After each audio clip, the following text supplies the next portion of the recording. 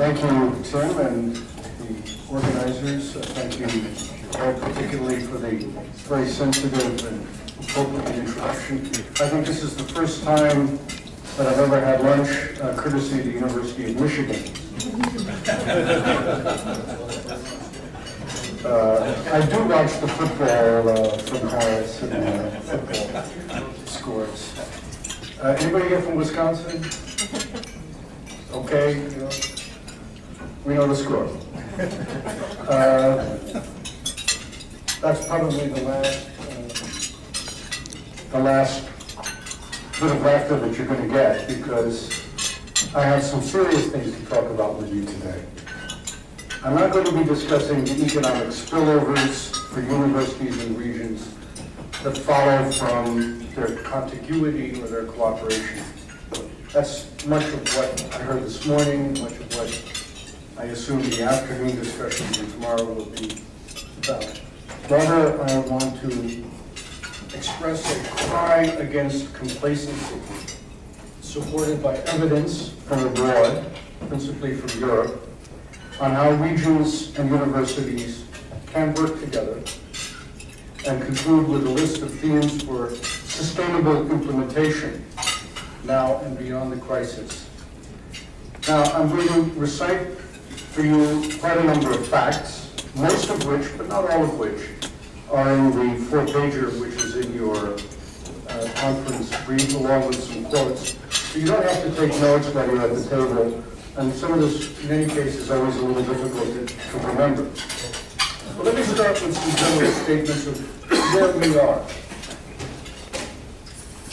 We know it is a crisis because many in authority don't know what to do.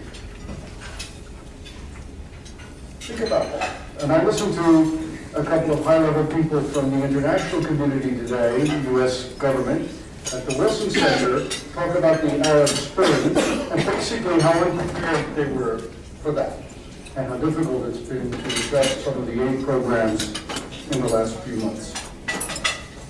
The future of regions and of universities is uncertain. Regions may emerge with reduced autonomy or greater scope for initiative. Sovereignty in all of our countries has been eroded and is splintering. And in a sense, the future of regions is a bit up for grabs. The old mechanisms of adjustment, such as internal markets and migration, are not operating well and may no longer perform as neoclassical macroeconomists would like, and that has huge implications for a lot of laws and national policies. Regions do not mirror nations. Regional factors explained growth in GDP more than national factors in more than half of the regions in the 34 OECD countries. This means that regions are affected by their neighbors. Works a bit like a family. When your neighbor is doing good things, you do good things, you both do better. But trying to cut yourself off and isolate yourself, which is a form of protectionism, doesn't do anybody any good. But your nearest neighbor is not necessarily always the neighbor who's literally next door. Your nearest neighbor may in some ways be in another country. The crisis has highlighted the need for reform, but at the same time, coping with the crisis diverts energy from reform. I think this is a really critical challenge for, particularly for government. We cannot afford to wait for the recovery to start to plan for the recovery. Rather, planning for the recovery starts now. We cannot necessarily wait either for initiatives from central government. We have to be prepared to act in the absence of clear leadership and sound program management. Now, I'm going to turn my attention and yours to Europe. And why look at Europe? There's a lot of bad news in the press about Europe.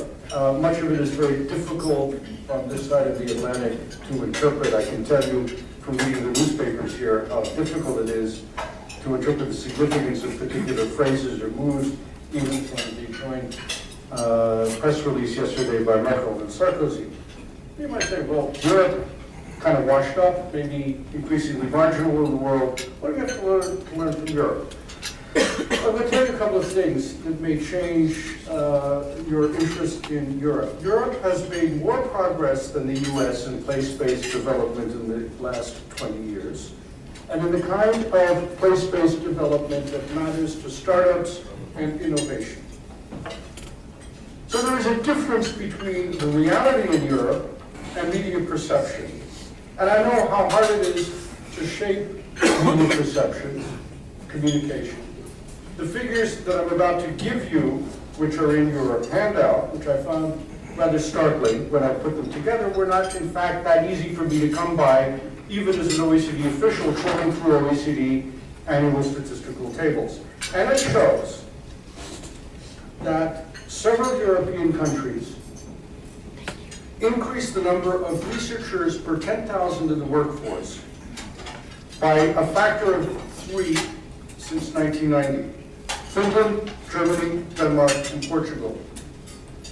Several countries increased their stock of researchers by nearly double. Belgium, France, Ireland, Sweden, the UK. The figures are there. Not everybody was able to do this. Spain and Italy are two outliers.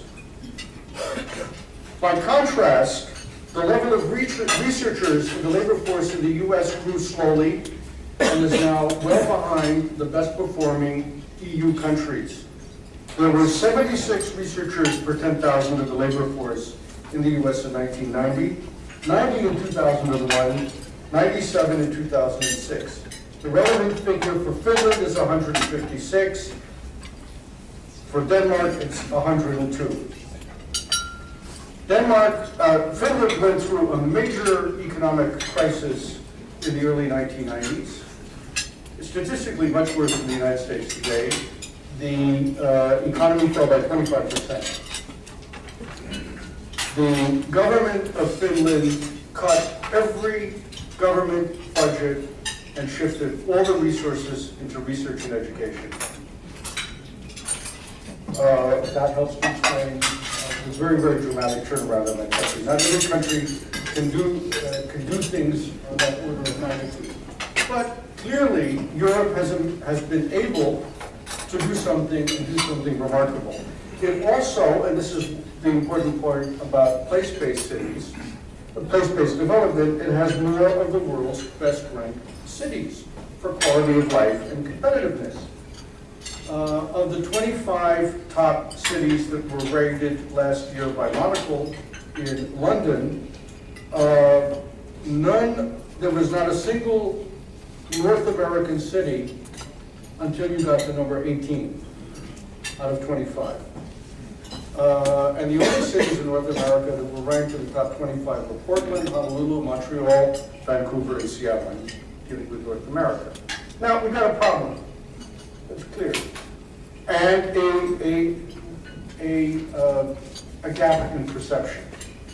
And we're here talking a great deal about bringing universities and communities, regions, cities together. Well, I reread The Competitive Advantage of the Inner City, famous article by Michael Porter, Harvard Business Review, 1995. He lists all the handicaps, he lists all the opportunities, he lists several things that can be done to improve economic development in cities, and he never once mentions the word university.